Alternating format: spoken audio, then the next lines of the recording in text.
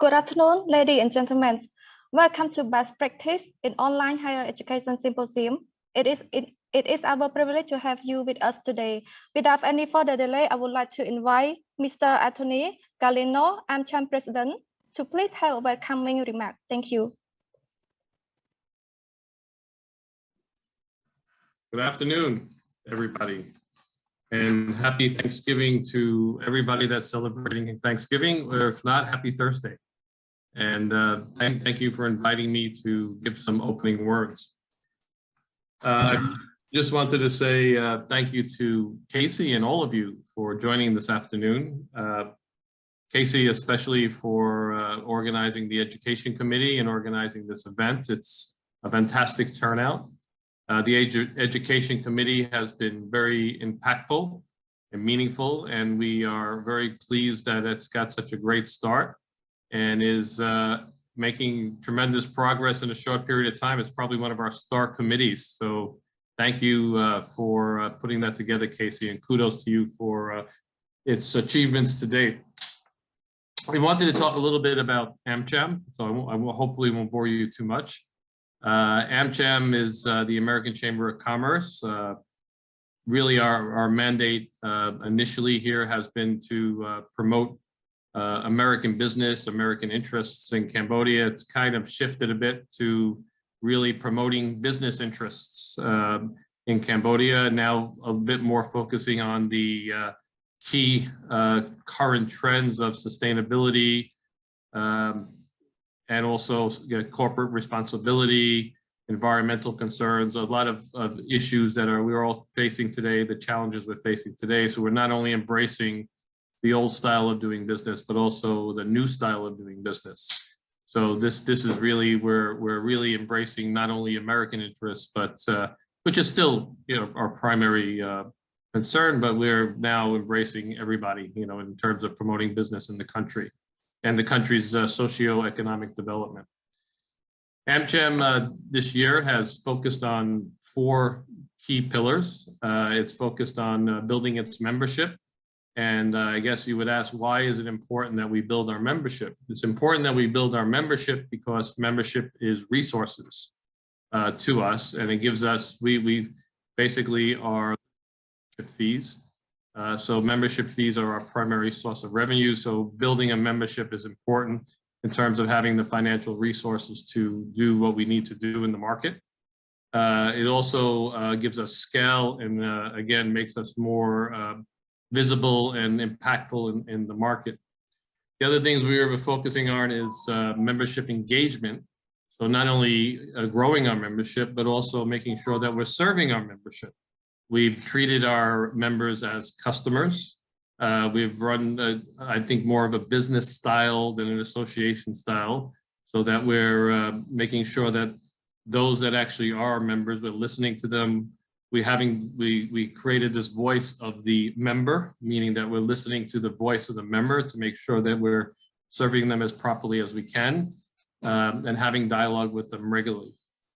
The third thing we focused on is advocacy, which is really the reason why your committee has been very successful. Again, Casey has taken the reins in this committee and started it up with some other other persons in AmCham, and you all contributing to it.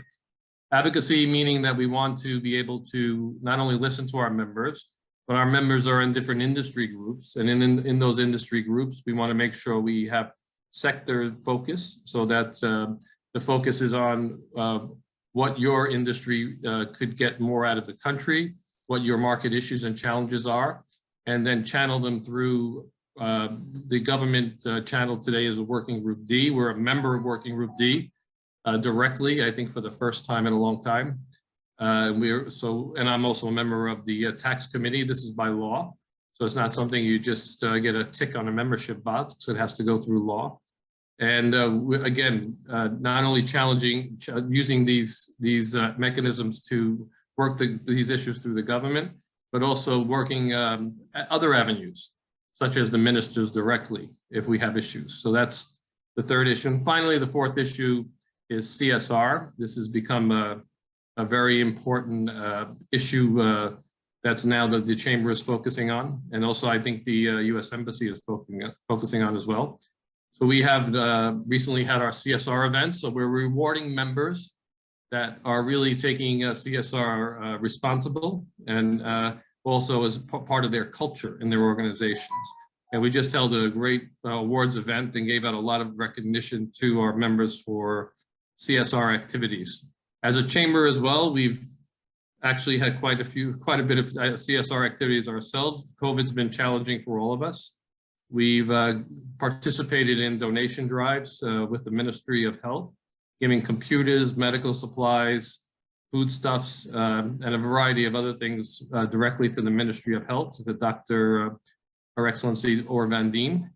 We've given computers to the National Pediatric Center, and we've also assisted as we can with vaccinations. So CSR is going to be a bigger focus next year, as be a part of our agenda and education as well. So I'll leave it at that. I didn't want to dominate the time here. I just wanted to give a quick introduction, and thank you again for giving me the opportunity to have a brief speech with you this afternoon. Thank you, Mr. Anthony, for your insightful and meaningful remark. So now I would like to invite our first presenter, Mr. Casey Barnett, AmCham Education Committee Chairman, to please have a present on the topic effective or synchronous online learning compared to face-to-face learning among higher education students in Cambodia. Mr. Casey, thank you.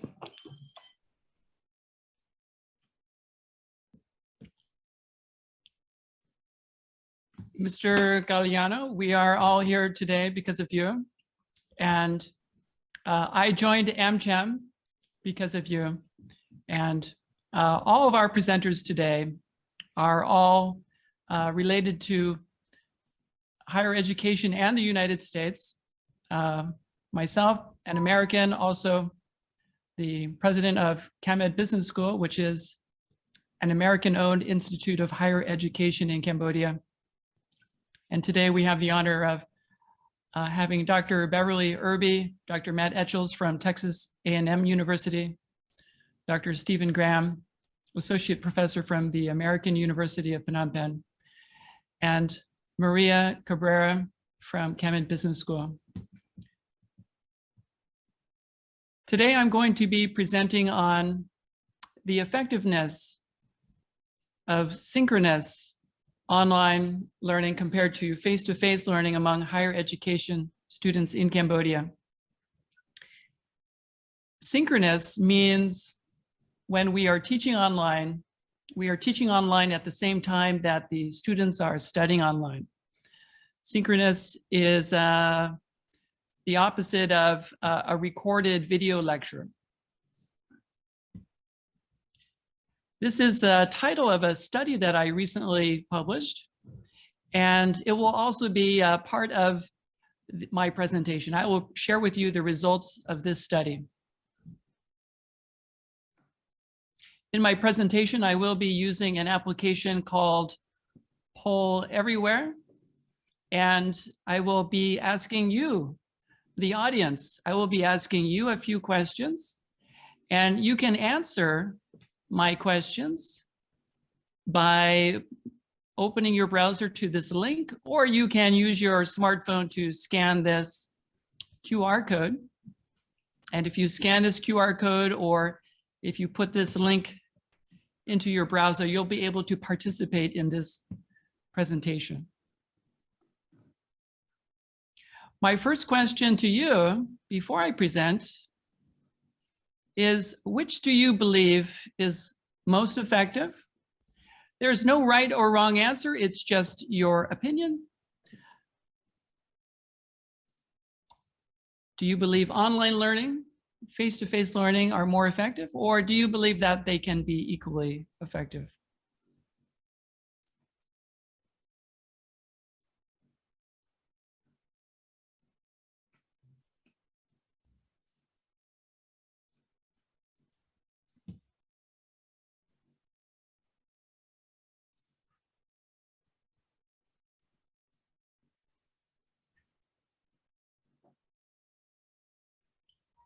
To answer the question, you can go to pollev.com/CAMEDPRESIDE 745.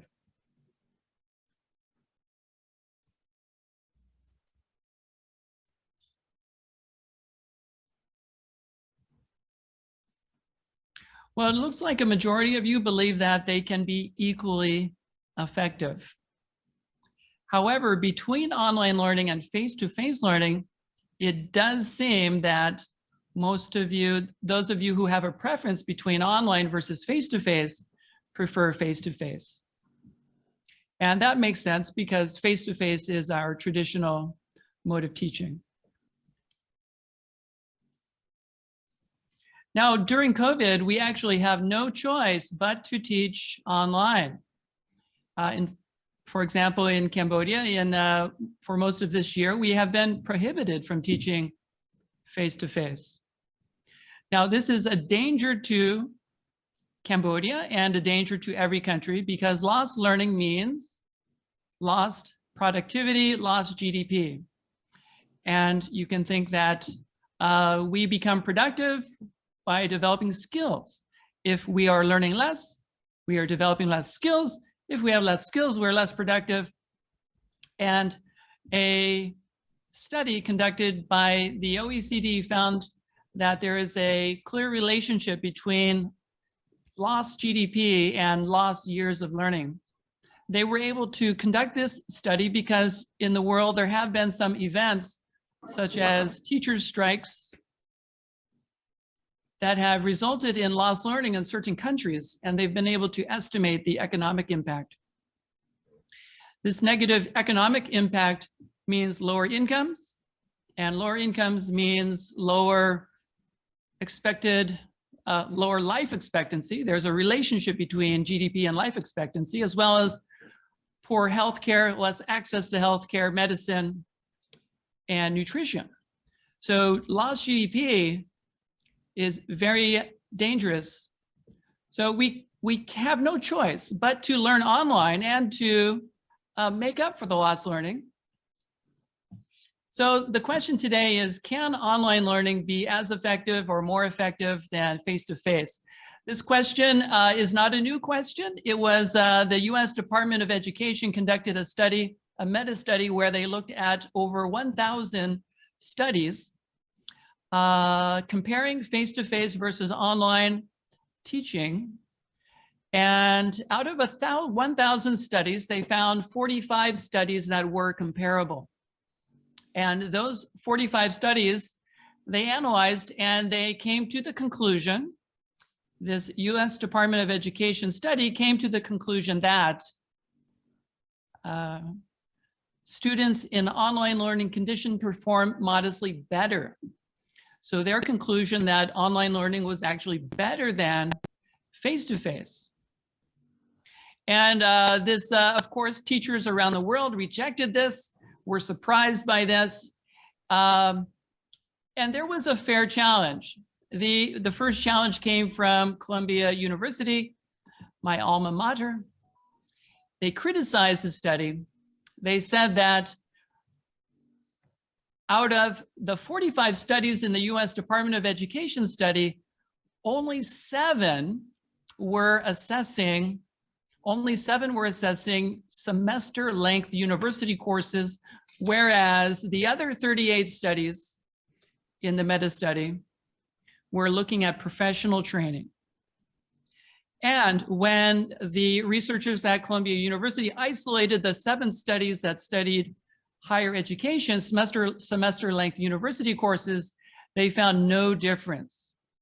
So they found that no online learning, their conclusion was that online learning was not shown to be better or worse than face-to-face studying. Now that brings us to a question for us in Cambodia. Can online learning be as effective in the context of Cambodia? So at CamEd Business School, because of COVID, because of the change to studying online, we were able to conduct a study comparing the effectiveness of teaching online versus the effectiveness of teaching face-to-face. This, while there have been a number of studies in the US and in Europe that look at this topic, there have been no such studies in Cambodia. This is the first study looking at effectiveness. There have been 2 studies in Cambodia looking at completion rates. There were 2 courses taught online, and the researchers looked at completion rates, but they did not look at the effectiveness of online learning in Cambodia. So this is the first to look at online learning at Cambodia. The subjects of the study were students at AmCham Business School. And we compared the bachelor degree students' final scores in face-to-face courses in 2019 with students' scores in online courses in 2021. We did not choose 2020 because in 2020 we had mixed teaching where we were sometimes teaching in the classroom, sometimes online. So our comparison is 2021 and 2019. However, there are some problems that make it not comparable because teachers change, and if the teacher changed, then it's not a good comparison. Also, curriculum, courses may change, assessments may change. So we set 3 conditions to do the study. Number 1, the instructor had to be the same. Number 2, the proportion of learning assessments, quizzes, projects, assignments that contribute to the final grade, the final score had to be the same. And number 3, the final examination needed to have a consistent design. And in the end, out of 31 courses, there were 7 courses that met these conditions. And these were the 7 courses that we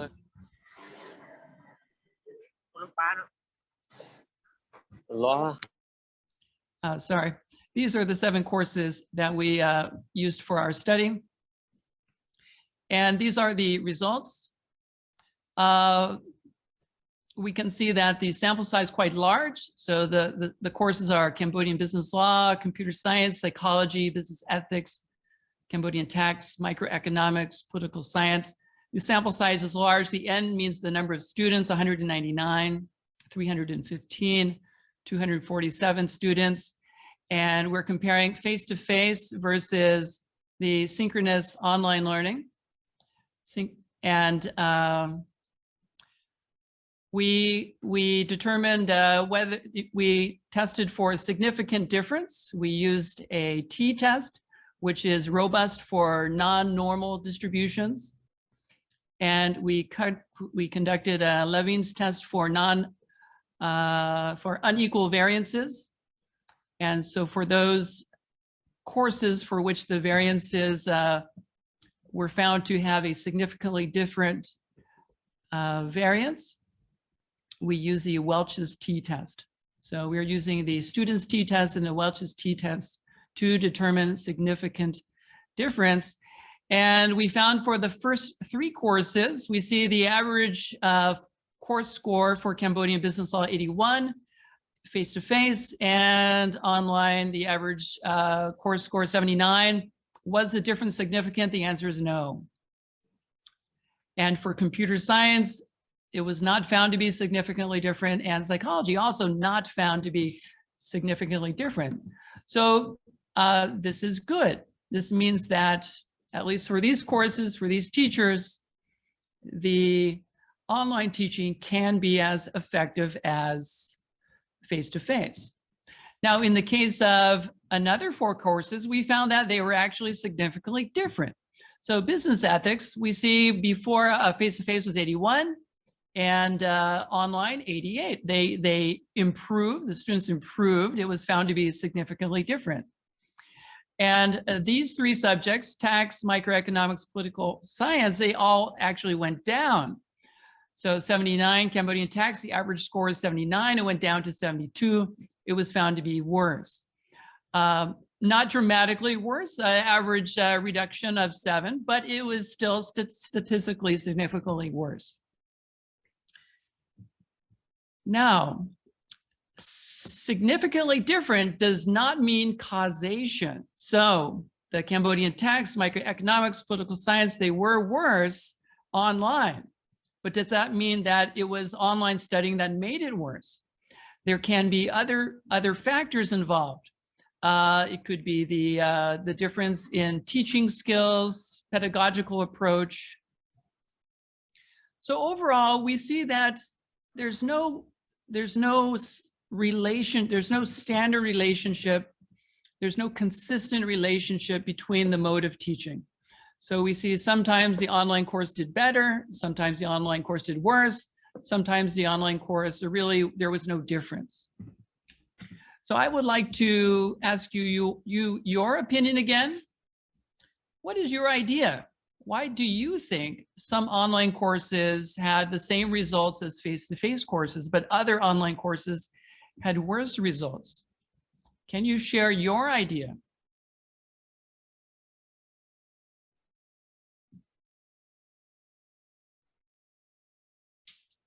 And you can write your idea in Khmer or in English. Either language is fine.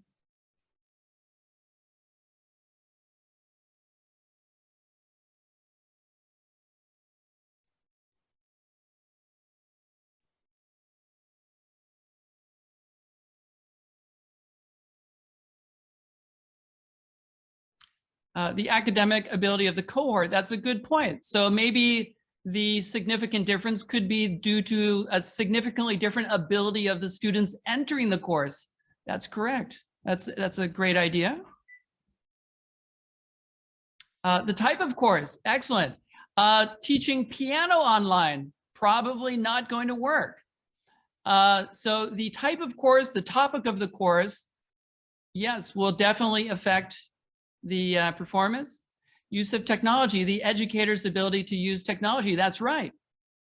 So some teachers, they tried to just do the traditional lecturing online and that failed, it did not work.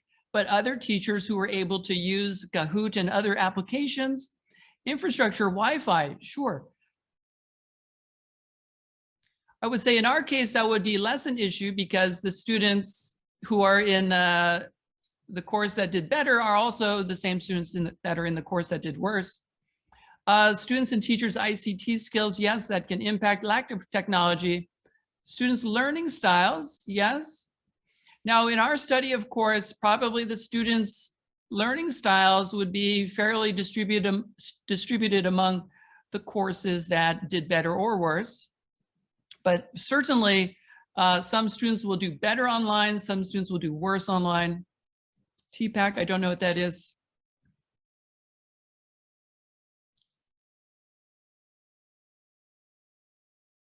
The student has set well, the management, yes. Teaching and technology.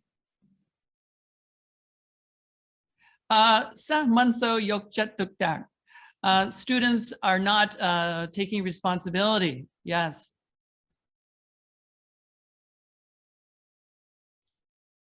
Okay, well, thank you for your thoughts. I'll continue to the next slide here.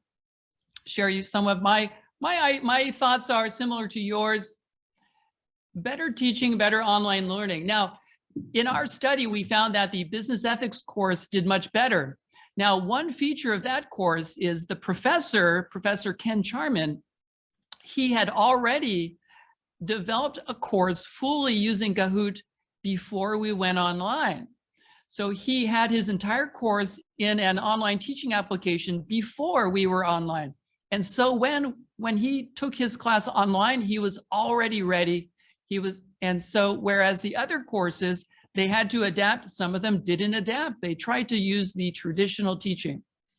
So a key factor in the effectiveness of online learning is the teaching skills. And the teaching skills, a good teacher in the classroom is not necessarily a good teacher online. Teachers must engage using online teaching applications. Otherwise, the students will be sleeping, and it's so easy for them to be distracted by Facebook and all their applications and chat applications.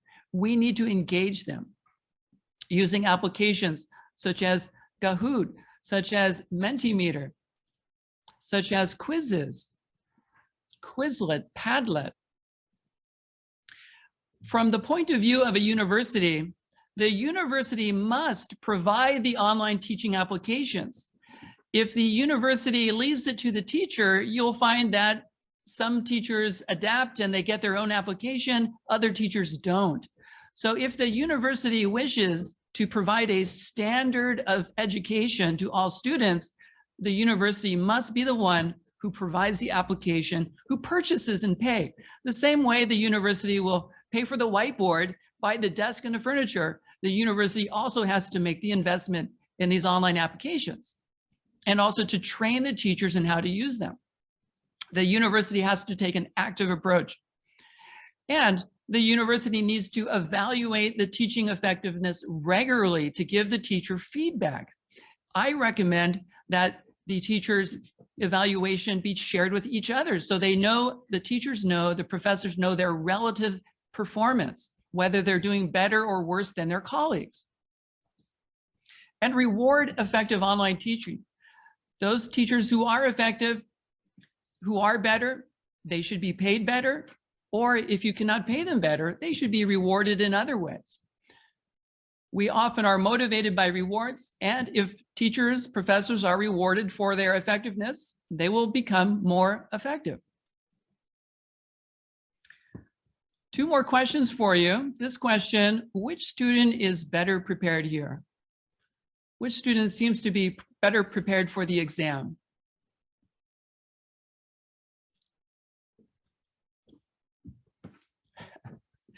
Okay, so 100% for the girl that's sleeping peacefully. Yes, she's sleeping peacefully because she prepared well. And this young man, he seems not to have prepared very well. He's trying to prepare at the last minute. All right, what is the point of this? The point of this is that students will adapt. Students will adapt. If the student feels that he or she is not prepared, well, they will be like this young man. At the end, they'll be trying to catch up. They'll be trying to catch up. So students are aware of their own preparation and they will compensate. This young man is trying to compensate for his lack of preparation. Students respond. And so what this means is students can adapt and compensate for deficiencies in teaching methods. Now, it might be, maybe online teaching is worse, but the students, knowing that online teaching is worse, they are responding by, they're compensating by studying more on their own, reviewing more on their own. Now, of course, we don't want the online teaching to be deficient. But in case there's a possibility that the online teaching is deficient or worse than the face-to-face teaching, we can help the students themselves adapt and compensate for those deficiencies by giving them clear learning objectives and assessments. We want the students to pass the exams because the exams are showing, the exams are where the students are displaying the skills they've learned. If we make the exam clear to them what they will be tested on, if we make the learning objective clear to them, the students will be able to prepare themselves and they will know themselves whether they need to invest more in their preparation. Encouragement and monitoring and feedback. We don't want the student to go into the final assessments and get killed and failed. We want them to know during the course whether or not their study is sufficient. And my last question for you is the same as the first question. We'll just see if anyone's opinion has changed today. What is your opinion?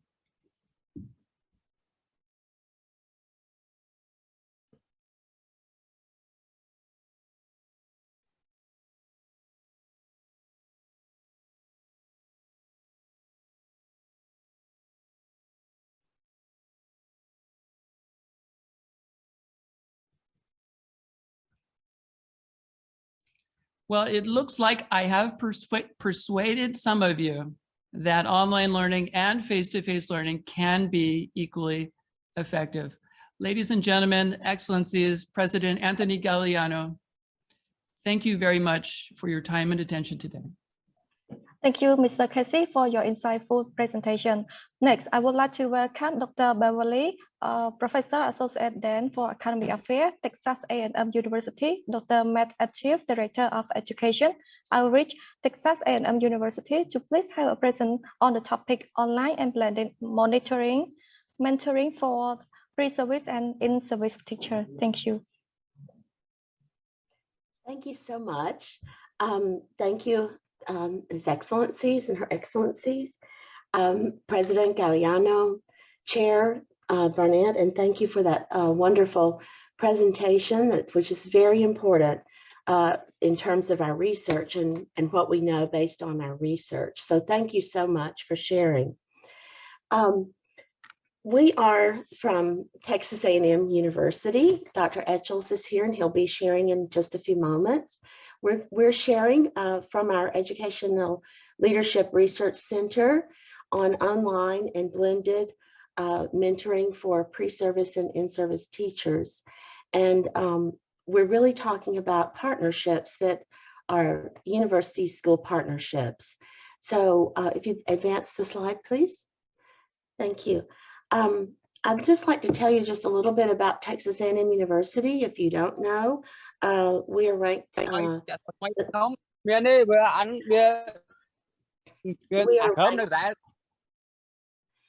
ranked the top 4% internationally and among the top 50 universities nationally. We are now probably the largest total enrollment university of students. And we're first in several areas, one of affordability and one of in the nation of the most graduates serving as CEOs in the Fortune 500 companies. And we are a land grant, sea grant, and space grant university. And that means that we're one of 17 in the nation, in the US, that holds that distinction. And we were the first in 1876. Texas A&M was formed as the first institution of higher education in Texas. So as a Research One institution, that's who we are. And I just thought you might like to know just a little bit about where we're coming from at this point. I'd like to mention that also we wanted to thank Dr. Catherine Pramer. I think she's here, hopefully. I think I saw her. And so she has been very instrumental in helping us. And thank you for recommending us to even be here to share our work. So you see several people here. We have Dr. Laura and Dr. Tong, who are also co-PIs on many of our grants, and also Dr. Fred Nafuko, Dr. Glenn Webb, who are co-directors of the Education Leadership Research Center, and also Dr. Matthew Etchels, who is our lead coordinator, lead research specialist and scientist on our projects. And he also directs our marketing and outreach work that we do with our schools. And you can see the impact across Texas. Where you see the lighter colors, that's where we don't have a lot of population there, but you can see them all across Texas and in all of the 20 regions. So you can see a timeline at the bottom.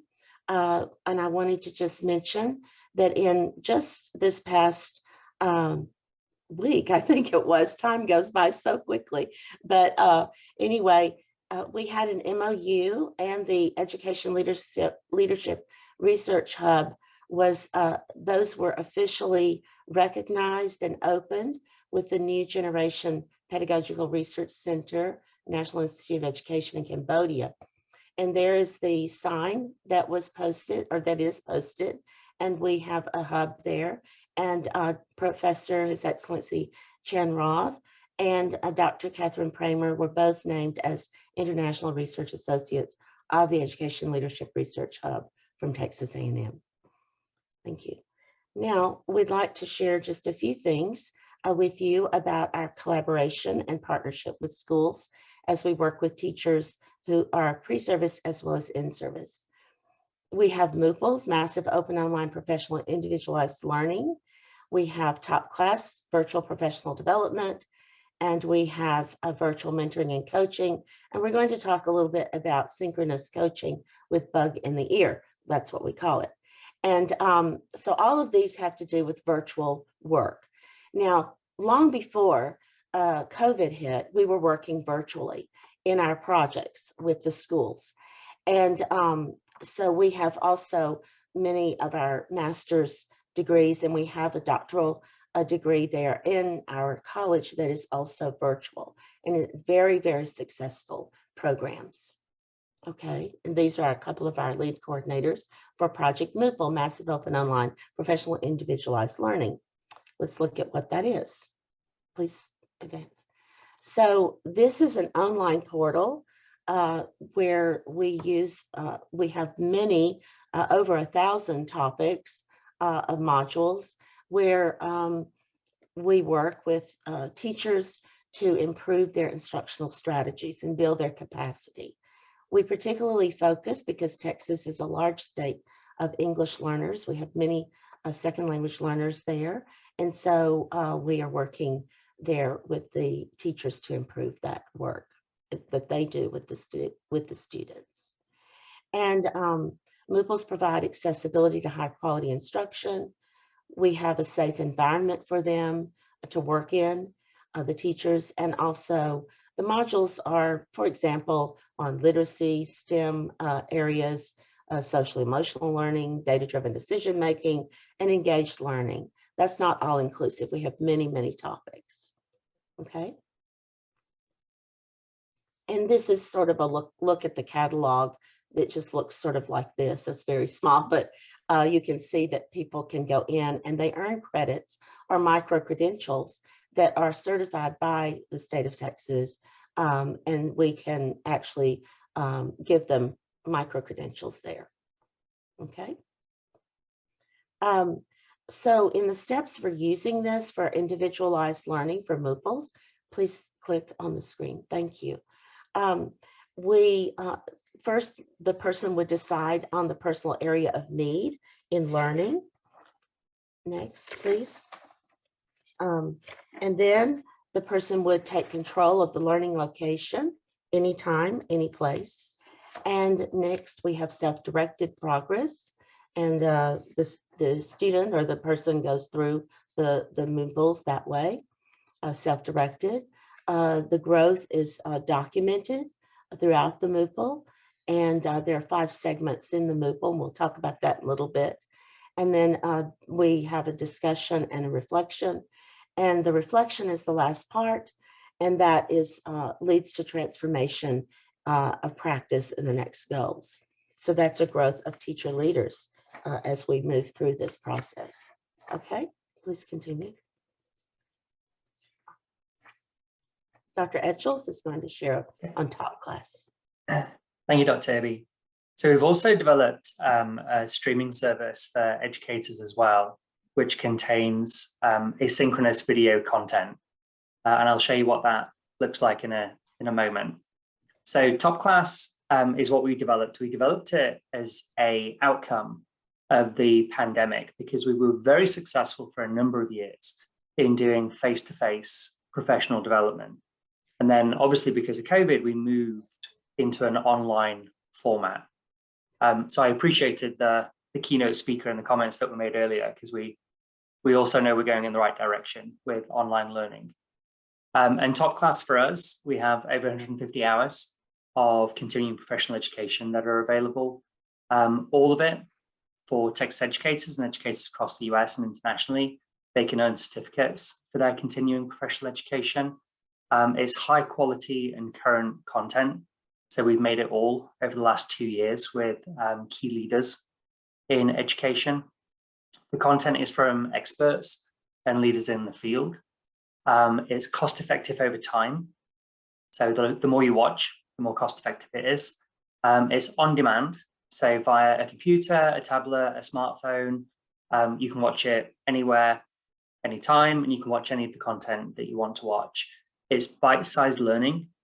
So the kind of professional development where you're there for half a day or a full day. It's not like that. You can pop in and out as your schedule permits. And then also we have both professional development for teachers and leaders. It's self-monitored, so you can track your progress. And then also it helps you to build your capacity, build your instructional capacity, and also build your leadership capacity. And one thing that we do, because we are a tier 1 institution, everything that we do in terms of professional development that comes out of the Leadership Centre is always research-based. So we collect research on the participants who go through our programs, and we also do our due diligence and collect research on the types of program that we're offering as well. So we know that the framework is efficacious.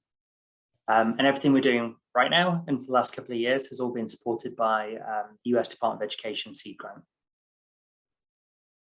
So in terms of what top class looks like, you will see the link to our website at the end of this presentation. So please feel free to click it and go have a look for yourselves. We've developed 11 institutes over the last couple of years, ranging everything from strategic planning for school enhancement, school turnaround, critical dialogues. We've got engaging in peer coaching, techniques for mentoring and coaching. I know that the project that we have with the Ministry of Education and the support that we're getting from Dr. Pramer as our research associate, we have a heavy focus on that project with mentoring and coaching. So there's a lot of institutes here that we'll be leveraging towards that project. You can see professional learning communities that we're going to talk to you a little bit more about this evening. This evening for us and this morning for you. And then also mentoring and coaching institutes for culturally responsiveness. We've also got highly effective school leaders, and then instructional decision-making, social-emotional learning, and then conducting ARDS. We call it ARDS in Texas. Everybody else calls it an individualized education plan. So making education specific to individual learners. So that's what top class looks like. We've also developed a fellows series, which is superintendents across the US, talking about what it is to be a leader and the culture of leadership. We've also developed an institute where we've taken people from outside of education as well. So communication specialists, ex-NFL football players, talking about teamwork. So we've really stretched across and thought outside the box for some of the institutes. So they're quite exciting. And then the last bit we've developed is a time series where we're looking at classroom management and then also education technology in classrooms. And they're short, bite-sized pieces that teachers can implement with their professional learning communities to help grow their capacity inside their classrooms. So there's some pieces for administrators, there's some pieces for teachers, and then there's some pieces for teachers outside the classroom, and then teachers inside the classroom. And as I said, everything is research-based, and that's the foundation for us. It must be research-based. So to look at professional learning communities, they're pretty popular in the US, and I know that some countries like Singapore implement professional learning communities with fidelity. But the way that we do it through the center is that we will take a group of educators, they'll have a coach that will guide them through, and then we marry up the professional learning community along with a professional coach, and then use Mooples as the content for that base as well. The outcome at the end of the professional learning communities is that they're then in a position where they can go and implement professional learning communities in their school using Mooples and using Top Class. So it all feeds towards going back to the schools. So let me move to the next slide. We use a couple of research-based practices within our virtual professional learning communities. So one is the leader model and one is the reflection cycle. I'll talk to you about both of those now. We focus on experience. We have regular check-in meetings. We focus on training as well. So we're looking at building the capacity of the teachers in the classroom and also the school leaders within the schools. So we work with both groups across the grounds. As you see from virtual professional learning communities, we have a focus that the content is relevant to teachers and leaders. We have a real world application. It's customized. directly to their needs. So there's discussion on what they need to learn, and then we go in that direction. It's also structured. So the coaches model the virtual professional learning community framework for the educators that are in the VPLC sessions. We also implement what they've learned previously. So it's structured and it scaffolds onto itself. We use a constructivist framework to approach the MOOPLs and the virtual professional learning communities. And then it's also designed to enhance their leadership skills. And we use the leader model, and the sessions are also recorded so they can go back and reflect on their learning and use it as a further professional learning tool. As we look at the science of MOOPLs and virtual professional learning communities, you'll see that we use the leader model. So in terms of the leader model, we use leading questions. They help to frame the session at the beginning of the virtual professional learning community. We use the same framework within our MOOPLs. So if you were to complete MOOPLs or attend top class or attend a virtual professional learning community with us, you'd be getting the same framework. So you're not entering into different formats, different styles. It's the same framework, and it's a research-based framework. We know it works. Dr. Ubi herself did the research on this a little while back. So we know it's effective. We know that it works. Then we look at engagement. So how this is engaging for educators. We look at that piece that links to their practice. We also use applied research. So what does the research say about that topic? For example, critical dialogues. For example, teaching second language learners, English language learners. What does the research say? Making sure that the educator that we're working with understands the research background so they can leverage that in their classroom. There's an element of discussion as well, so that they can contribute and they can form a community of practice. And then the next piece is that we give solid examples. So there must be artifacts that they can use. That could be a recording, that could be a PDF, it could be something that they made in their classroom, but there must be an artifact to ground the applied research into their practice. And then the last piece is the reflection, and as Dr. Ubi said, that leads to transformation. It should be a transformative learning experience for the educators to build their capacity. As we look at the reflection cycle, there's a couple of pieces to the reflection cycle. So selecting an artifact that demonstrates how knowledge is gained in the course of a module, and it connects to their professional context.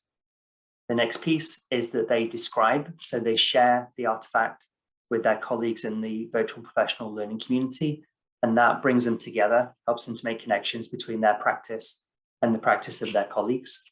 They also analyze, so they ask those important questions: why, how, is the artifact of purpose and use in their classroom? So how is that benefiting them and their students? And then they appraise it. So based on their learning, they talk about the value of the experience and the observational data that they've collected as well. So it all starts to tie together and link together. And then that should have a transformative effect on their working practice and helping to build their capacity out. So they consider the responses of their colleagues in the virtual professional learning community, and they talk about the reflection cycle together and what was gained, what insights were learned together as a professional learning community. So that's how the reflection cycle works. We've also developed an app to take educators through this professional learning cycle as well. And we've been very successful with the app and implementing the VPLC model across the US at this point. In the last year, we've had about close to 9,000 educators go through our MOOPLs and top class and virtual professional learning communities. So in a one-year period, that's significant usage and significant engagement with educators in the US. When I look at our MOOPL data, I also see that some Cambodians are now moving in and taking MOOPLs and viewing our content as well, which is exactly what we want to see today. So I'll pass back to Dr. Ubi. Thank you, and we'll quickly move through this. I would like to say to Professor Barnett that we've had a huge, and everyone knows, we've had a huge uncontrolled experiment with COVID being just we've done all kinds of things in the US, and, you know, going online and trying teachers having to turn on a dime, you know, to do something with learning online. And so it was very uncontrolled. So we did receive a grant. So thank you for working in higher education and looking at it from that perspective. So our grant that we are launching now is to actually have a randomized control study trial completed with elementary school and up into intermediate school. So we're working on that right now. We're just initiating that, but it is a control study looking at the differences between face-to-face and online or virtual learning. So hopefully, and that's a longitudinal study, which is most everything that we do is a longitudinal randomized control study. But at any rate, hopefully we'll have some information for you in a couple of years. So this piece is from some of our studies that we've been working on, where we've had a 5-year longitudinal study called Literacy Infused Science and Technology Opportunities. And this is synchronous coaching. And what we call this bug in the ear, with bug in the ear. And I'll talk about what's a bug in the ear. And so we've had those grants over time to build instructional capacity. We've had over 7 years of VOBs, what we call VOBs, or virtual observations in the classrooms.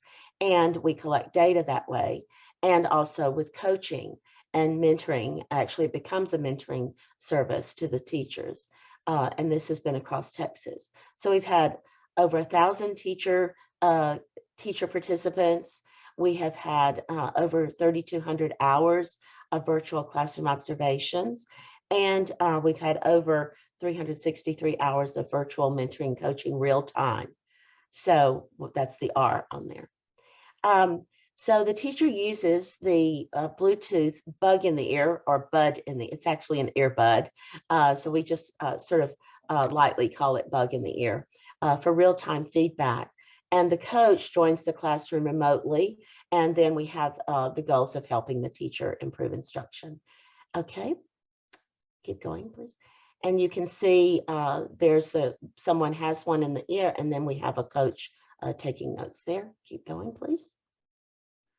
And there is also then after that, even during the session, and then after, we come back in and we do reflection with the teacher on that particular recording and with timestamps.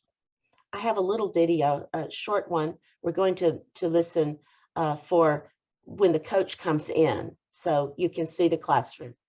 I don't know if we can't hear the sound.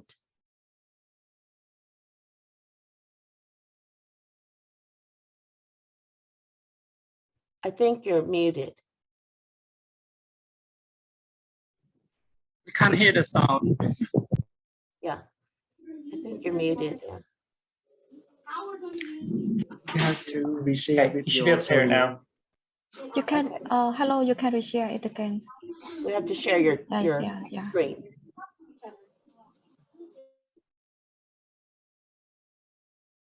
Dr. Etchels, could you share your screen back? Yeah. Okay, there you go. Okay. I want you guys to talk with your group, okay? And I want you to y'all talk to each other how we're going to use this as evidence. How we're going to use these things. How do we use these things to get our claim?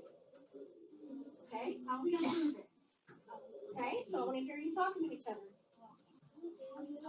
So maybe another piece too is if you can go and get one of those examples of the This is the coach talking to her. from the hall and the unit 11, and then you can kind of hang them so that way they can see and maybe they'll see some similarities between them. Perfect. So she goes out in the hall and picks up one of those, something that they've done prior, and you'll see her bringing it back in, and then she's mentioning it.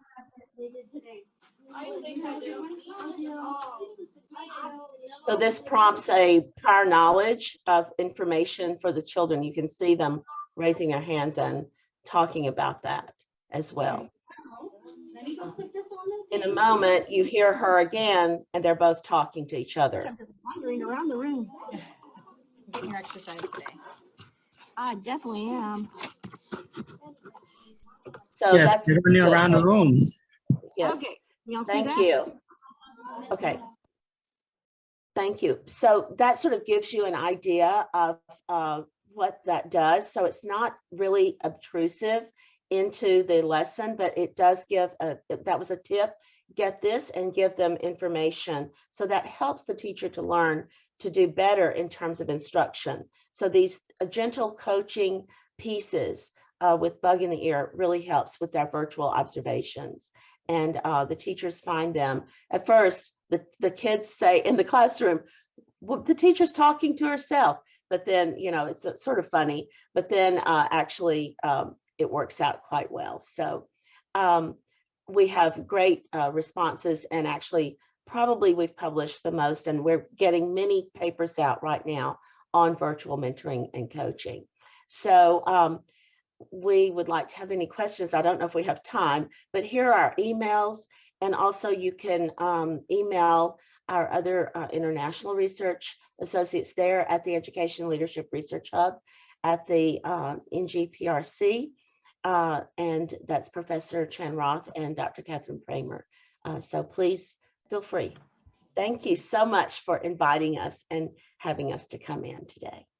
Thanks, Dr. Thank you. Airbus and HR for your informative presentation. Yes, for next, I would like to invite Mr. Stephen Grant, Associate Professor, Director of English Preparatory Program, American University of Phnom Penh, to present on the topic, Second Language Acquisition, the Elephant in the Online Classroom. Thank you. Thank you very much. First of all, Your Excellency, President Galliano and Professor Casey, thank you very much for setting up the symposium today. So far, we've seen some very varied presentations covering many, many different subjects, and I will also be doing something that is very, very varied too. What I'd like to do is to share with you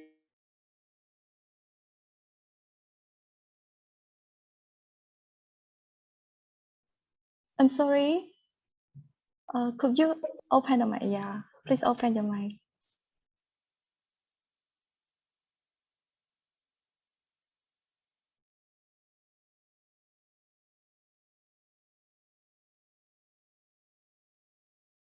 Unmute. Yeah, for some reason, I'm muting all the time, and I don't quite know why that is. But anyway, I've shared a link which gives some background to what happened on March the 16th when we were told that our institution, which is the American University of Phnom Penh, was going to go and have to revert to online learning. The important thing to remember is that most universities in Cambodia would have known that something was going to be happening, and so there was an opportunity to sort of get prepared. But this sort of reminds me of what used to happen in my previous life when I was a soldier and I'd be sent away somewhere, and you're always hoping that maybe it wasn't going to happen and that everything would be all right in the end. But unfortunately, we've gone through the pandemic and we're hopefully coming out the other side. What I'd like to share with you are the sort of reflections that I have had over this nearly 2-year period where we have been looking at how to have online classes, how to have hybrid classes. There are many, many different types of classes that have been put forward. And I've given AmCham a book chapter, which is actually to do with sustainable development goals and how to introduce to the university. It's a draft, so by all means, please read it, but don't share it around because it's not ready yet. The reason why I've shared that is because the references about what I'm talking about and the aspects of second language acquisition are all contained within that book chapter. I haven't made a PowerPoint presentation. I do like, because of the time limit of about 20 minutes, I do like to have, if you like, the personal touch. I look at this like a storytelling where I can reflect and recount on some of the things that have happened to me during this time. And what I'd like you to do is to think about what I'm talking about and see whether it actually affects you. Even though we're talking about second language acquisition, I feel that many skills and the learning that takes place actually revolves around second language acquisition. Why I'm talking about it? Well, I'm an English language teacher by trade. I would say I'm a jack of all trades and master of none, but I find this has been very important for online learning during the pandemic. So the first thing I'd like to go and speak about is comprehensible input. Now, comprehensible input, this is something by a guy called Stephen Krashen. I find this extremely interesting because there are many aspects as into why students don't understand what it is that they have to go and do. It could be the fact that the content that they are using is maybe not at the right level. Or it could be that the instructions of what it is, the procedure of what has to be done, could also be too much. Because what we're looking at is where they are plus just a little bit more. And if that gap, that little bit more is too much, then the effective filter will come down and people will not understand what's going and will lose interest immediately. So one of the things I was thinking about was how do you get people interested in what's happening, especially when they're just starting out with online learning because of the pandemic. Right? Lots of people are quite afraid. They're afraid of the pandemic. They're afraid about their studies. So maybe we would have their attention that way, but not necessarily so. There are more distractions because of being at home. So really what we've got to do is to have some kind of context to make sure that our students have an interest in what's going on. And that takes a lot of imagination when it comes to the professor, the teacher that's actually going to go and be teaching the classes. We must find their learning styles. And of course, those styles vary depending on the context and how people feel that day. So what I found is a good thing is we have a learning management system of Canvas. And so normally I would have everything written up on there.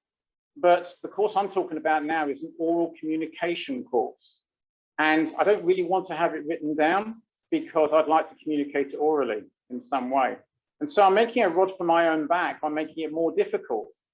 But I thought to myself, well, I can always revert to having the written word, but let's think of different ways that we can go and achieve comprehensible input. So we have this idea of flipped learning, for example. And what I found is a very good way to give a lot of context and a lot of instructions is actually make a video and give the video before I meet the class or before that lesson takes place. And I found that very, very useful. You could say it's a punishment for the students because they have to listen to me and rewind and play it again. But many students have actually said they found that quite useful. Of course, you're not going to please everybody, and many students would really not want to go and watch that and wait until classroom time where we meet online. So we have that. We have the spoken word when we meet, and I was using Zoom predominantly. We also had the big blue button on Canvas, and we were allowed to go and use basically any of the platforms that were available that we thought would be good for our students.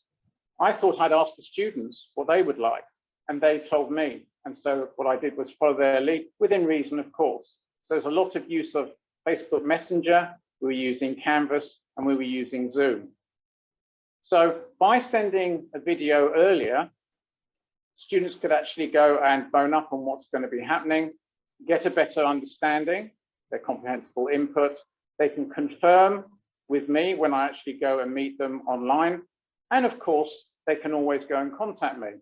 The avenues of communication have changed dramatically because of this online learning that we've had during the pandemic. I remember the days when we were warned we had to be careful about the use of Facebook and having students as friends. Okay? And now, of course, because it is an electronic format, it's possible to go and use things where people maybe would have a lot of doubt some years ago. So there has been a movement. So comprehensible input, that's going to have to work all the way through the course because I normally have 14 to 16 assignments during a normal semester. So there's an awful lot of instruction that needs to go and take place as far as what's expected from the assignment and of course the materials that are involved too. which I've already loaded on the learning management system. The next part I want to talk to you about is the actual interaction phase. Okay? This is by someone called Long, who had a very interesting paper back in the 90s about interaction, but a year later came out with, or introduced the idea of feedback being part of that interaction. So taking that into account, I decided to have students in groups from day one. I let them choose their groups. I wanted them to work as their own little community, and we've had already somebody mentioning about community of practice. So in a way, I wanted them to support themselves. Yes, I'm there for support, but they should have people that they can talk to. Many of the students, they don't know other people in the class. This is a good way to go and at least make friends with a small group of, say, 4 people. And then they can go and discuss all the aspects that come up, give them support. And of course, they can go and meet me as a group rather than meeting individually to go and discuss any problems that they may have. When we have these groups, then it's very, very easy to use breakout rooms in Zoom because the group's already set up and they can go and assign themselves to the correct breakout room. That makes it easy. And there's an awful lot of, shall we say, work that takes place outside the classroom. Bearing in mind there is no classroom because we're online. Students have the opportunity to go and do a lot of work. This is an aspect, if you like, autonomous learning, part of learner-centeredness, which I'm very, very interested in. I want autonomous learners. And here I've managed to work out that we can actually pass on more responsibility to students by a lot of the setting up of what we do can be given to students to go and set up. The interaction part is very, very interesting because I have debating as the final part of the oral communication course. And they're in groups already, so they know these people already for so many weeks, about 7, 8 weeks. And so it's much easier for them to go and take part in the debating. When it comes to interaction, they're going to be interacting team against team. They're interacting within their group. They're interacting as a whole class, and they're interacting with me as well. There's an awful lot of interaction that takes place. When it comes to feedback, it's quite useful to use the breakout rooms to give feedback to the groups. I've also been able to go and scan the rubrics, which details the feedback for their assignments, and I can actually go and email to them. It's a very time-consuming process, depending on the amount of students that you have, but it's very rewarding. Having asked the students what do they prefer, would they like to have an electronic form, or would they like something that's handwritten, or my scribbling at 2 o'clock in the morning when I'm grading, they were quite happy for the scribble. They quite like the idea of looking at the rubric as it stands with the written comments on there and having them sent to them. So again, I'm listening to what the students want and I'm trying to do what I can to give them what they want. Obviously, as a teacher, as an educator, I want to give them what they need, but you also have to keep them happy too. Comprehensible output, the last part of the trilogy as far as I'm concerned with second language acquisition. This is where students have to go and produce something, but there can be gaps or there can be mistakes. And when they get feedback, then it can be corrected. And so this is why I have quite a few assignments within the 15-week semester. I like to do this because I want them to produce. And this is where maybe we have to go and look at our curriculum because we're online learning. We do need to think about how we have our assignments, whether we have some recycling that takes place as the next assignment adds something new, or whether we have a system where students are able to receive the feedback and then reproduce the work after having feedback. This is something that I'm toying with at the moment. Having asked students, I'm finding that there are differing views to that. So it's something that I would think research would have to go and take place. So when it comes to the comprehensible output, before students go and hand in their work, it'd be a very good idea for them to go and discuss within their groups. This way they can go and pick up some of the errors maybe. They would look at it, I look at it as areas for improvement. but my students tend always to be looking for perfection. I have to explain perfection doesn't exist. We're only looking for very good. So the discussion within groups is good. I also find that the asking of questions, I tend to get more questions by asking people within their groups rather than as a whole class. So this is something on other courses that I've used extensively. Another thing I found is with the asking of questions, I'm sure many of my colleagues here today will go and say that when you ask the class, are there any questions? And of course, there's a deathly silence. And of course, that's because you're such a brilliant professor. And of course, there's no questions. Of course, there isn't. But you know there are. I find there's many more questions when we're doing it within a group. And another way of doing it is to, as I say farewell to everybody as they leave our online class, I ask people to hang back, those that want to have a chat, want to go and ask questions. And invariably, I've got about 6 people at the end, which are normally the same people that like to hang back and ask those questions. So the three pieces that I've spoken to you about, I have if you like, a social cultural way of looking at things, which is a Vygotsky idea, the zone of proximal development. And I quite like the idea of, if you like, a social aspect. And I find that whilst we're separated through online learning, there is an awful lot of social aspect that goes on as if we're all suffering together. And I find that quite interesting. And I think that is an area for further research as well. So I've just been warned, timing wise, that I need to go and conclude. And it just so happens I'm basically there. Like I've said, I've shared with you a link. I've shared with AmCham the draft book chapter. So please have a read, and please contact me at s.graham@aupp.edu.kh. And thank you very much for your time. Thank you. Thank you. Thank you. Okay, so last but not least, I would like to invite our next presenter, Mrs. Mary Alice Sabalitas, Cabrera Professor at AmCham Business School, to please present on the topic how to make online and teaching learning work. Thank you.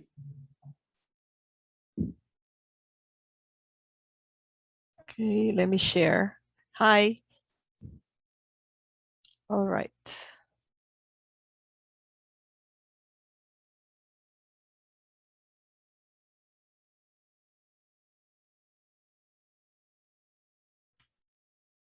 All right. Hello and good evening. Good morning. Hello. Thank you, Mr. Casey Barnett, for inviting me to speak today.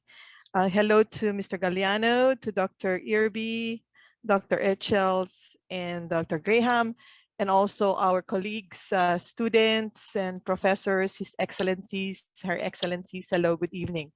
All right, my contribution today is based on my experience in teaching online. And I would like to share some of what I've learned in the many terms that I've taught online at CamEd Business School. I have had education on distance learning quite some time ago, but I didn't expect that I would use my skills as early as 2020. So here are my things that I would like to share with everybody. And I call it the 5 C's. I will talk about create and innovate, connect and collaborate, communicate and be compassionate. So my presentation will fall under these 5 C's. All right, so let's start with create and innovate. So as an online teacher, we know that we cannot replicate what happens face to face. Okay, that is not feasible. But what we can create, as many of my colleagues earlier has spoken, that we can make experiences that are authentic and relevant, and therefore are learning experiences. All right, so I think Dr. H.L. and Dr. Irby talked about where you have teacher and students collaborate at the same time, and learning also that happens anytime. So what would that words be? So if I had time, I would ask everybody to type on the chat box, what am I talking about? Yeah, so but I will answer it quite ahead of everybody. So I don't know if everybody can choose. What am I talking about? So I'm talking about the words synchronous and asynchronous, right? So basically, yes, as Dr. Graham also said, it's a mixture of having an online class where you have an interaction with the students. At the same time, we give them work that be able to be doing at any time at their convenience. Okay, such in my case, I would do and give them controlled case studies. All right. So another thing, all right, during the asynchronous session, what do you think is the most important thing that could happen? Should it be class interaction, mental health check-ins, teaching note-taking, review concepts? What's your choice? What do you think is the best? All right. So, well, probably you would say to yourself, yes, class interaction. Although all of them are important, like note-taking and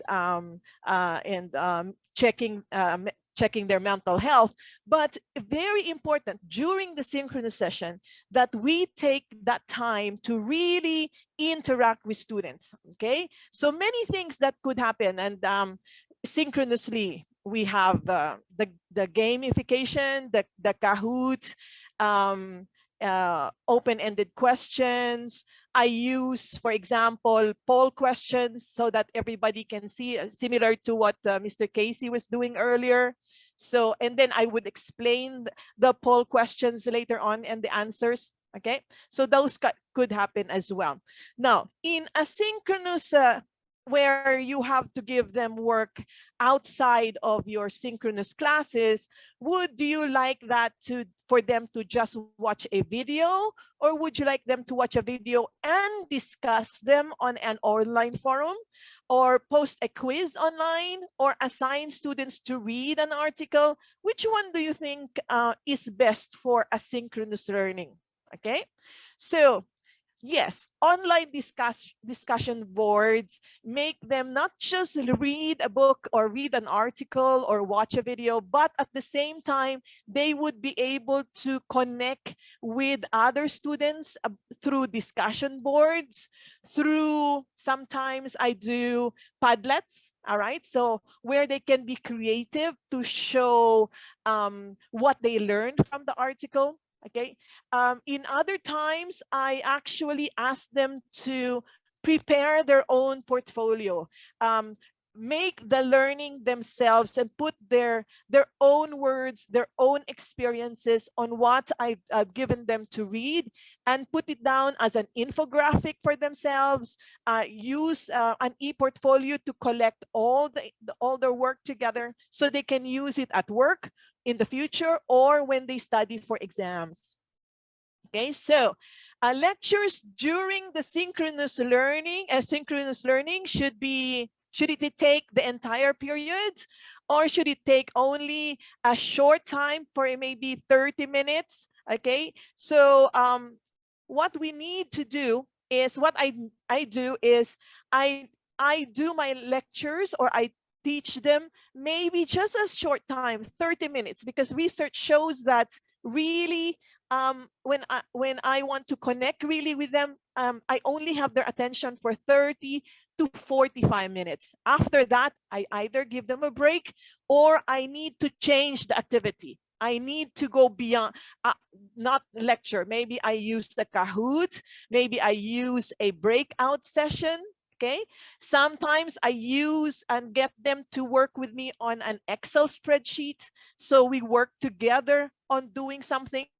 All right, so that would be where I would try to create and innovate things to mix them up together. Now, the next thing I would need to do is, the next two C's is connect and collaborate. Okay, now, yes, I need to connect to the students, okay, because I want to create a learning environment that I connect with them, they connect with each other, okay, as Mr. Graham also did mention earlier.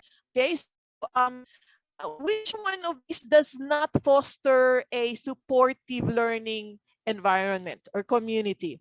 Okay, so in the class, I would have icebreakers, breakout sessions. I would actually even have virtual consultations with the students at different times of every week. Okay, and also I assigned a study buddy group that they group together and discuss things together, okay?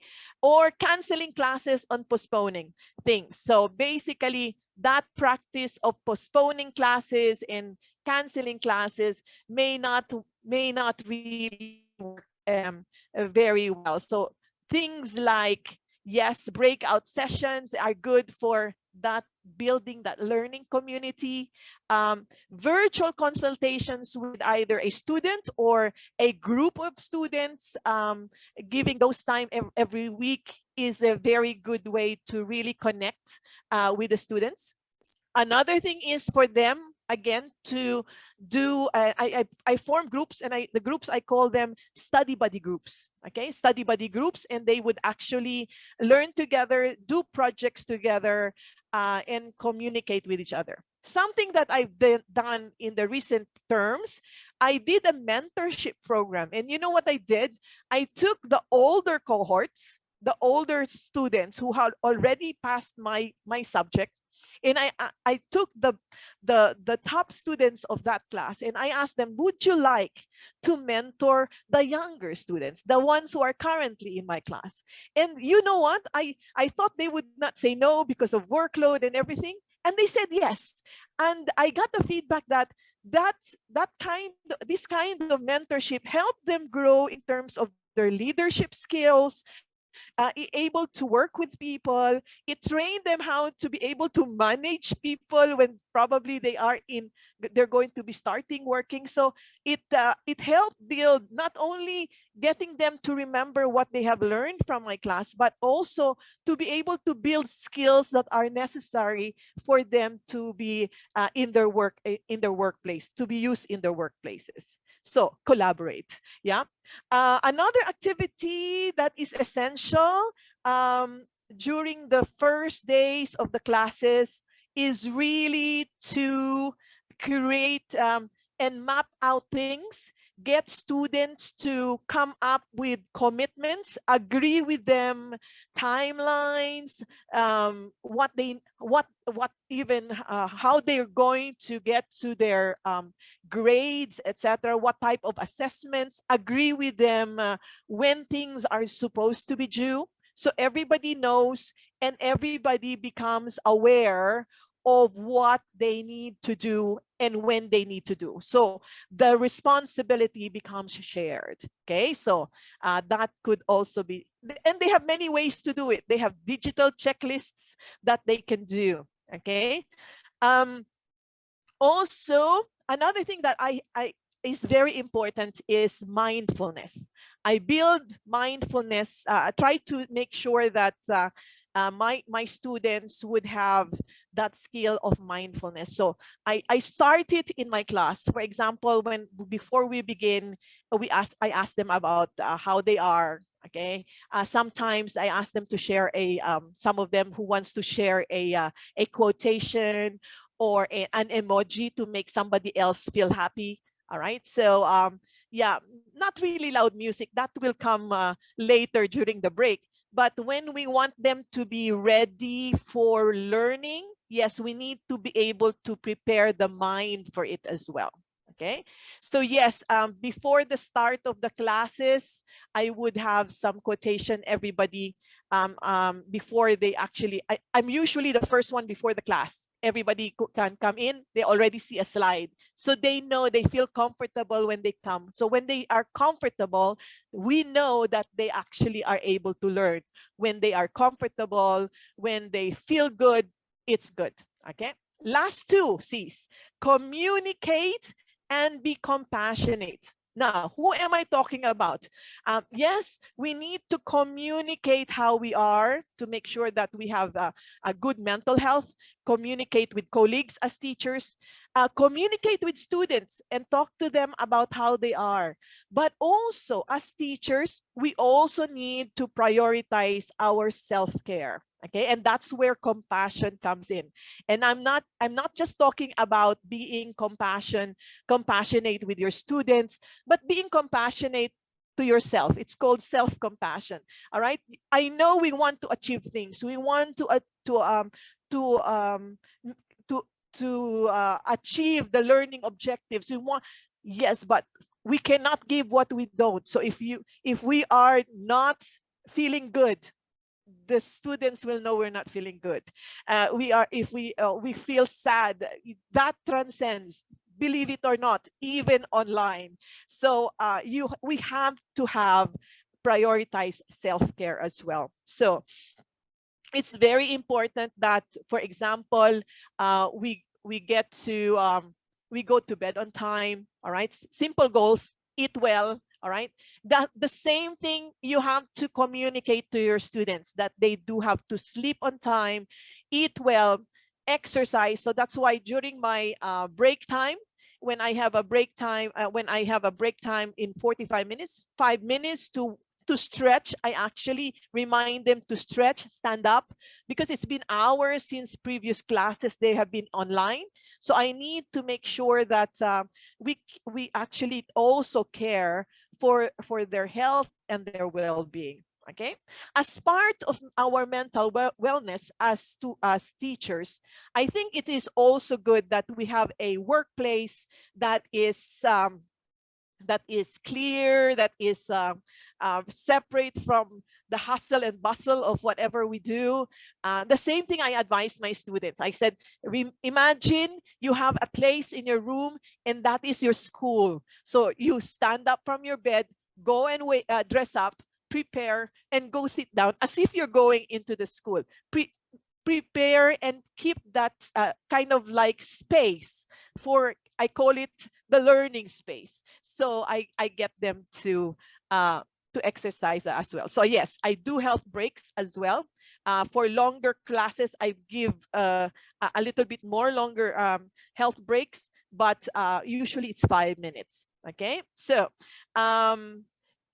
different activities also help us combat stresses of the online teaching. Yeah, so as I said, we ask them to exercise, stand up. It's very important, and not only for the students, yeah, but also the teachers, because the teachers would have been teaching a lot of subjects. So it's very important that that also applies to the students. Yeah, applies to the students. But mind you, I'm talking about being compassionate, but also make sure that the students know that compassion doesn't mean the reduction of the standards, the level of the standards. So the standards have still to be met, but everybody must be well aware. You must continually talk to them in virtual class, virtual consultations, help them along. Look at, as Mr. Casey was saying, prepare them for the exam. Okay, so maybe guide them and see how they are learning every aspect of your topics, so that they will be ready for the exam. So even your term assignment, I actually break it down into bite size so that it doesn't come out to be very heavy at the end. So constant communication, and that will also lead to making sure that you're compassionate and how one student may have been learning faster than the other, and so we need to be also compassionate. Okay, so one other thing that usually some of these students have very common questions, and I put them in frequently asked questions page, so that anytime they have something and they cannot contact me, they look into the frequently asked questions page, and probably the answers are there, so they can be what do you call this, they will feel better, they'll know what to do. Okay, but saying all of these things, we know that yes, we have all these activities, we have all this innovation, but we must remember, whether we are students or we are teachers, there are many different types of of those who would accept innovation. Innovation can be, I'm not just talking about computer or technology innovation. Even between face-to-face to online is an innovation. So that's why you've seen some people were very acceptable, the innovators. You have the early adopters, the early majority, the late majority. So this one tells us how much of the people really accept the innovation and how fast. Let me explain 1 second, because this is part of being compassionate. We need to understand where we are as teachers. Are we innovators? Are we people who immediately grab onto changes and we accept immediately? And there are students like that too. Okay, so there is very little to convince us that yes, let's go, let's do it. Okay, and there are those who are early adopters. Okay, these ones again, you just give them. They're not really the innovators, but if you give them the manual, you tell them how to do it, you train them on Kahoot, you train them on Mentimeter, whoop, they grab it and then they try it in class. Okay, so it's easy. So again, say similar to students. Some, no, I don't like this, but some tell them, oh wow, it's that easy. So they grab onto it. Now, there is the early majority. In this case, there are not leaders. They adopt new ideas, but okay, we need to give them a little bit more evidence, okay, before they would adopt something. They would like to see, is it effective or not? Yeah, so some teachers are like this, some students are also like this. So it's both ways. Okay, but some are late majority. It really takes time for them to adopt. Okay, and they want really first, wait, let's see, is it successful? Is it not successful? So before we actually adopt. So there are those who are in this stage as well. Okay, so we need to actually understand them too. And there are those that are the laggards. The laggards are really, you have to provide them statistics over time to really accept the innovation. Now, whether a teacher or a student, okay, we may be anywhere on this, okay, but yes, but we need to be compassionate. We need to understand where they are so that we can use the right tools to actually get them to really maybe accept, maybe join in, maybe get a grasp of what we are wanting to do, or telling them how it's effective. So just we need to understand where people begin. So where people stand, or where students and teachers stand. So that's part of compassion, I think. That's why I put the diffusion of innovation here. So remember, if you're a teacher and professors, you've got this. All right. There are many benefits of online teaching too, because we said in poll area, face-to-face is also what you like. But online teaching actually has its own benefits. Okay, so we just need to be a little bit more creative, more innovative. We need just to make sure that we connect. All right, we connect, we collaborate, not only with our students, but we may collaborate with professors and teachers. And we need to constantly communicate and be compassionate. At the end of the day, all of us are learners, whether we are teachers or students. In the United Nations brief on COVID-19 and beyond, it talks about flexibility, equitability, and inclusivity. Probably the hybrid, Dr. Graham did mention about it earlier, is the way forward. Many things could happen. All right, so but just remember, whatever happens, don't forget the 5 C's. Create and innovate, connect and collaborate, communicate, and most importantly, be compassionate. Thank you very much. Thank you, Ms. Maita, for your wonderful presentation. So our symposium today has come to an end. So I would like to invite Mr. Casey Barnett to please come forward for the closing remark. Thank you. Excellencies, distinguished speakers, ladies and gentlemen, it has been wonderful to have your participation in today's event. Again, thanks to President Anthony Galliano from AmCham as well as the support and encouragement of the AmCham Executive Director, Travis Mitchell, and Ms. Lun Sophia, Relationship Manager at AmCham. With your help, we have been able to successfully host this symposium. AmCham members, we are supporting and promoting business, and we do deeply believe that the profitable business is the business that creates value through its products and services and shares the value with customers. And in this way, all profitable and sustainable businesses will be those businesses that are sharing value. And this is a core ethic of a successful, profitable business. At the same time, we encourage and we believe, as President Anthony Galeano was mentioning, corporate social responsibility. And today we are in that spirit, volunteering our time.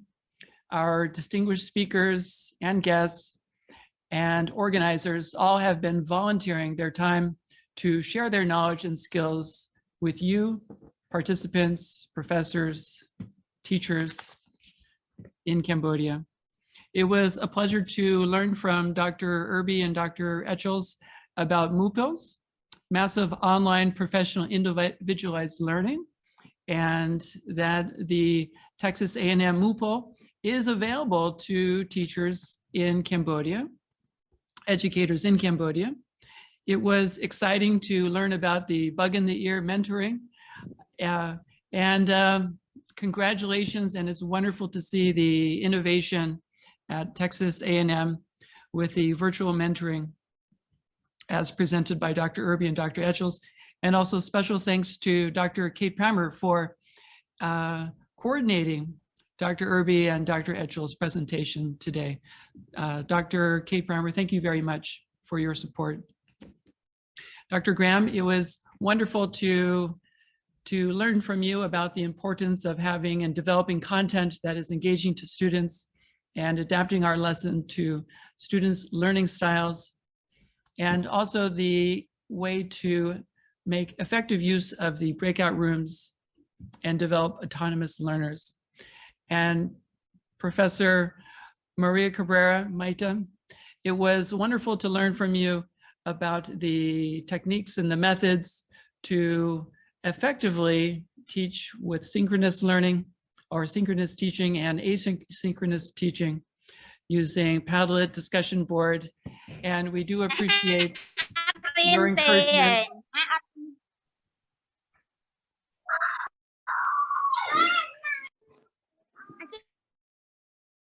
We do appreciate your encouragement of the 5 C's: create and innovate, connect, collaborate, communicate, and be compassionate. That is wisdom for all of us who are educators. Thank you very much, Maita. And I must say, Maita, your presentation is definitely you are, with your presentation, a role model in having a very engaging presentation. Ladies and gentlemen, this is our second symposium, and we are ourselves learning to improve our the presentation of our symposium. And I do see the weakness about our symposium is we do not have sufficient time for Q&A. So I do apologize that we do not have time scheduled today for Q&A from our audience. So in closing, thank you all and have a wonderful evening. And my American friends, happy Thanksgiving. Thank you so much. Thank you so much, Kathy. Professor. Thank you, everyone. Thank you so much. Happy Thanksgiving. Thank you so much. Thank you. Happy Thanksgiving. Thank you, Professor. Thank you Appreciate it. so Thank you, much. everybody. Thank you so much. Happy Thanksgiving. Thank you, teacher. Thank you so much.